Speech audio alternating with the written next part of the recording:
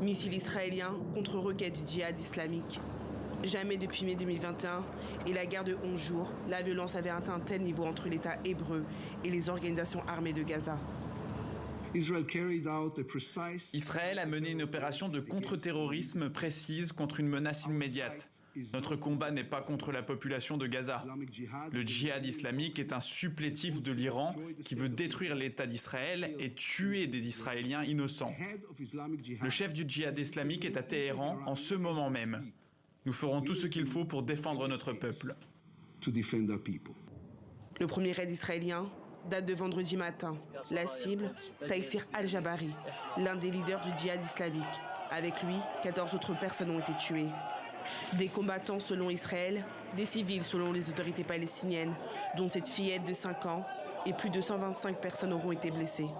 Côté Gaza, plus de 100 roquettes ont été lancées vers le sol israélien en riposte. Les Palestiniens et les Israéliens craignent une nouvelle escalade. Bien sûr, ces 2 jours ont eu un impact sur les gens.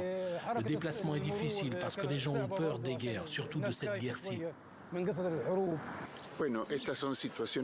Ce que nous voulons tous, c'est que cela se termine bientôt et que nous et tous ceux qui vivent autour de nous aient une vie plus paisible. L'unique centrale électrique à Gaza est à l'arrêt faute de carburant. Israël prévient d'ores et déjà, son opération dite de contre-terrorisme devra durer 1 semaine.